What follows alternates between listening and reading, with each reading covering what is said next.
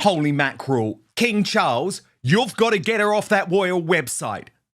And I'm not even joking now, because Meghan Markle has now formally endorsed one of the biggest online trolls of Catherine, the Princess of Wales.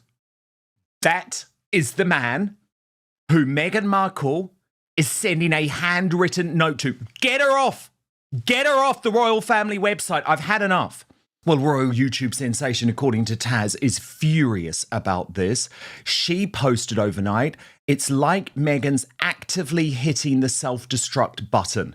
This is only a fraction of the vile things this guy has said. He reminds me of Super Troll, Christopher Boozy, who later appeared on the Harry and Meghan Netflix show, proving they worked with him. And I'm delighted to say Tash joins me now. Oh my God. Like, yep. When are people going to wake up? She is endorsing the Sussex squad, but this is the biggest endorsement yet.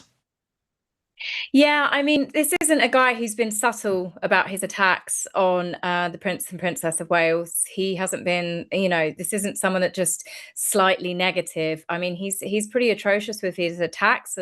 Lady Colin Campbell, Lady C, of course, but I've seen him write vile things to do with Brittany from the Royal News Network, from Angela Levin. So anybody that doesn't worship at the altar of Meghan is definitely someone that he will target at some point. And it's just unbelievable. I mean, many years ago, I can't remember how long ago it was, there was a moment where Harry and Meghan had called a troll, a really well-known troll called Henry's cousin. Now, you can be forgiven for thinking, you know what, once you could say it might have been a mistake, although this troll was so vile and so disgusting with their attacks that they did on people, against people's children, all sorts of things that everybody knew about them. You wouldn't even have to search deeply on Twitter to find this person, but Harry and Meghan didn't know about it, and they gave this person a personal phone call. Then, of course, more recently, you've got with Meghan going over to Australia, Zandy Sussex, the one that called herself the chief lieutenant. She's absolutely vile and horrific and has done so many attacks on the Princess of Wales. And she still may have been there, Tash. And she still may have been there. And then, of course, you've now got this guy. This is three separate attempts, well, not attempts, three separate people that have proven that Meghan is not just aware of what the Sussex squad are doing, she is actively endorsing it. This is an encouragement to the rest of them to continue their vile, disgusting attacks. She is endorsing them, and she is also then endorsing their vile behavior to continue, encouraging others to follow suit in hope they might get a phone call, they might get a free ticket, they might be invited to the Invictus Games, they might get a care package. I mean, this is something else. This really is utterly disgusting. And I'm not shocked because we've known about it for some time, but I'm shocked that she has been so blatant about it. But of course, she is being blatant because she and Harry believe they're untouchable, because the king still has not taken any action to remove them from that website. There's been no further discussions about Harry's dukedom being taken. So now they're emboldened. They have gone against everything that was decided at the Sandringham Agreement. They have gone against everything that they promised Queen Elizabeth they wouldn't do. And they are blatant about it. And yet still nothing seems to get done. But this is bullying. This is encouraging people to bully Catherine. It is. And unfortunately, Tash, this is at the heart of the ongoing war, really, within the British royal family about where King Charles and Prince William stand. But of course, I have covered that earlier in the week. I do want to talk to you, Tash, though, about the problems in the marriage, because this is also becoming much clearer overnight. So we've had two more big events in California. Firstly, the polo. Secondly, the book launch. Harry has flown solo at both. No sign of Meghan. Now, what's interesting, particularly about the book launch event, Tash, now this took place on Monday night, so the early hours of Tuesday morning in Los Angeles, is this was a private release and celebration party for Jose Andre. He is the chef. It's his new cookbook. And the event took place at San Laurel Restaurant at the Conrad in downtown LA. But really, he is known as being much more of a friend of Meghan than Harry. I mean, he was one of the ones who appeared in With Love, Meghan. Now, Nancy Sidley on this wrote, Harry's latest royal engagement, standing around at a cookbook launch, hoping someone remembers he's a prince. And Tash, I was quite struck by your reply. Salt and pepper are no longer together. Certainly looks that way publicly. Yeah, it does. I mean, someone else that was in attendance, I saw the name pop up, I didn't see a photo, was Roy Choi. Roy Choi was also on With Love, Meghan. You know, my dear, dear friend Roy that she'd never met until the moment he probably walked through those doors to start filming at the house that they had rented. But yeah, she wasn't there. Meghan is absent from any sort of thing that you see Harry doing, which would be deemed as normal. Right. So we get the couples appearances. We get the big NBA game, of course, front row seats, the big, huge World Series basketball game. Again, you know, front row seats, the most coveted seats in the house where people were disgusted that they got better seats than actual royalty, baseball royalty. And, you know, and then the Beyonce concert. They are PR outings, all of those. They are designed to promote whatever it is that they are going to, but also to promote Harry and Meghan. They go there with an entourage. I mean, Jill Smoller, who is Serena's agent, you know, the huge sporting agent that also works for Sunshine Sachs, she was there with them at the NBA game. So outside of those two doing big publicity stunts to prove to the world that they're more in love than ever before, you never just see them going out to dinner. Now, Montecito is full of lots of restaurants, and you never just see them doing anything normal. But again, much like Harry watching Nacho, watching polo, that's a whole different story. But he doesn't take his children. The polo is known for being a family sport. Meghan might try and dress it up and walk around in heels and things like that, but it is a bit more of a casual event. They throw the parties, but it's very family orientated. We've seen lots of royal photographs of Catherine and William taking their children, you know, picnicking in the back of the car like normal people, like normal human beings. And these are the future king and queen. But Harry and Meghan never take their children anywhere. They never take them to the polo. Meghan will sit there getting drunk at the polo with Marcus Anderson. She'll strut around for the paparazzi, but they never take the children to do anything normal. And they are never seen doing normal couple stuff. So no, I think that these two come together now for business only. I do not think that they've got a relationship left. I haven't done for a long time. I think that they do not want people to, they're not ready to do the big divorce announcement yet. Meghan probably needs to get her ducks in a row.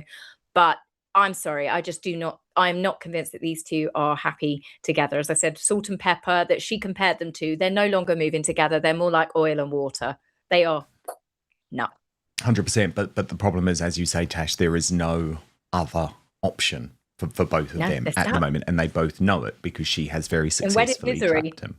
And just before I talk about the dress, Tash, because that's very interesting, I think it's quite hard to hear, but it's still really lovely seeing the dynamic between Catherine and Davina. Plus, you'll see the king with Davina here. Oh, she's just lovely. But so was the dress. Yeah, so was the dress, Tash. Now, this is quite a dress. £1,785, vintage inspired, but I love the meaning behind it because remember, this was Cancer Research UK's 125th anniversary, so a really, really important one. So I just want to take you through the meaning behind the dress from the Telegraph because they've really looked into it and it's lovely. No, she looks absolutely beautiful. She's really, really glowing. That dress is definitely stunning. The only reason why I know it's pronounced Rodarte was because I looked up the designers. I fell in love with the dress so much and I thought, oh, I could wear something like that. And then I went, oh, I can't afford something like that straight away.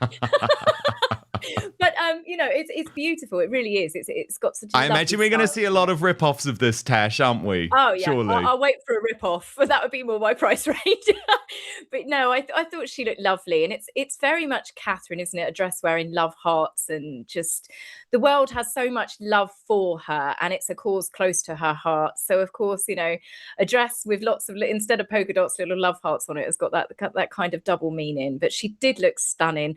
That apparently is the in color, Dan. Just so you know for future, that is the in color. Well, I'm delighted. I love red. I love red. Yes, I thought she looked great. Tash, we've got to talk about the royal wedding, okay? Because it's this Saturday and very exciting. But now Tom Sykes seems to be doing a little bit of a reversal on his earlier report that Princesses Beatrice and Eugenie were not going to attend. He hosted Alison Boshoff, the editor-at-large at the Daily Mail, on his Royalist podcast. She is claiming that they are going to go and that they do have the backing of Princess Anne to be at the event. And Tash, you believe this is the right decision. You have publicly argued that the king shouldn't have to cut ties with Beatrice and Eugenie, saying these are his nieces.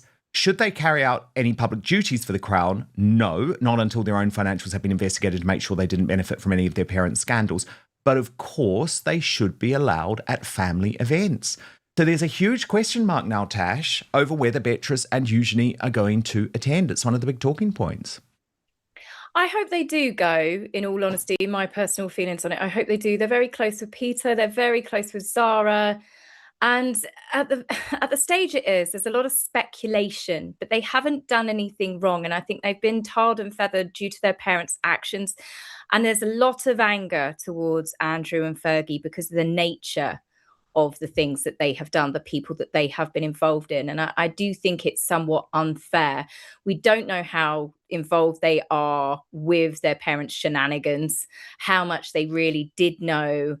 And I just, at the end of the day, it's a family wedding. I would have no problem. I had this conversation with someone else recently. I have no problem with them going to a family wedding.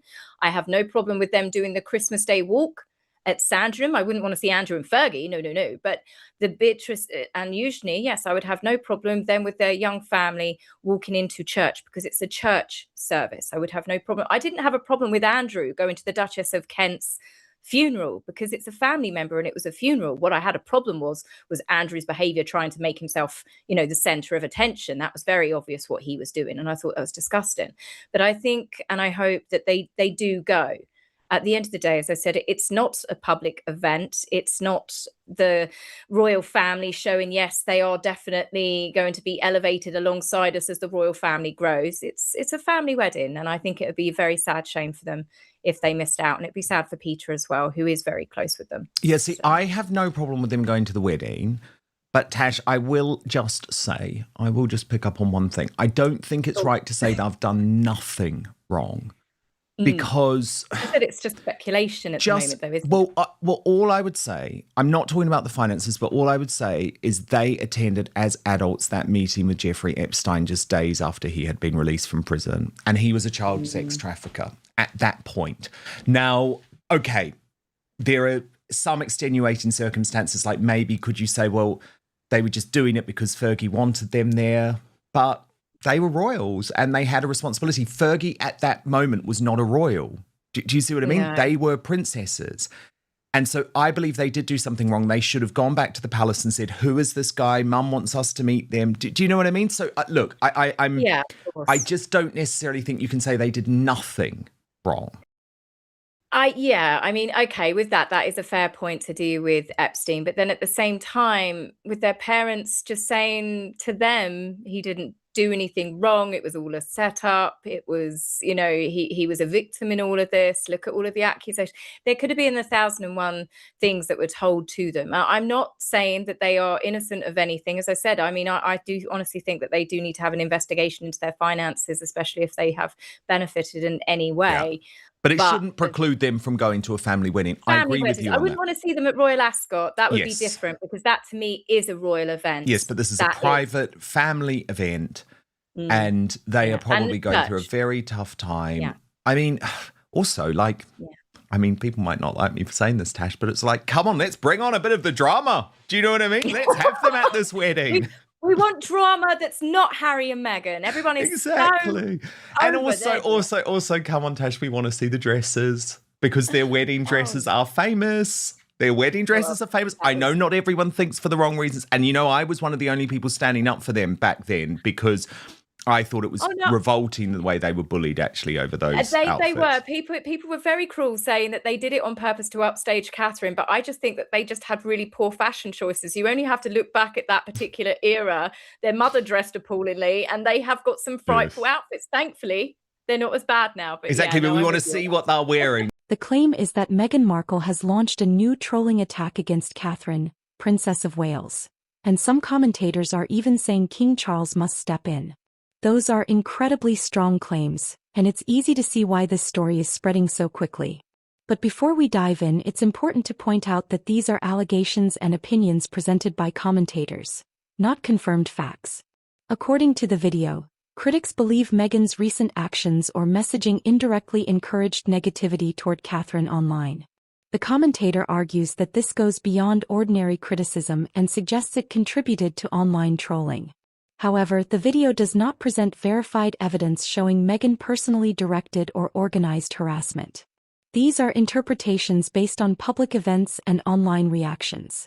Catherine has remained one of the most closely watched members of the royal family, so anything involving her quickly becomes major news. Supporters argue she has faced years of online criticism, while others believe social media amplifies conflict on all sides of the royal debate. That wider context is part of why stories like this generate so much attention. The video then shifts to the claim that King Charles should step in and address the situation. Whether that's realistic is another question, because the royal family rarely comments publicly on online disputes or speculation. So while the demand makes for a dramatic headline, there's no indication that official action is being considered. This story combines everything that drives engagement: royal drama, social media controversy, and bold accusations. Whenever Meghan and Catherine are mentioned in the same headline, people immediately take sides. As expected, reactions are completely divided. Some viewers believe the accusations raise legitimate concerns about online toxicity. Others argue the claims unfairly blame Meghan without sufficient evidence. At the end of the day, this video presents a controversial narrative, but not confirmed facts. Online harassment is a real issue regardless of who it's directed at. But serious accusations deserve strong evidence, and it's important not to confuse speculation with proof. As this story continues to unfold, separating verified information from commentary will remain more important than ever.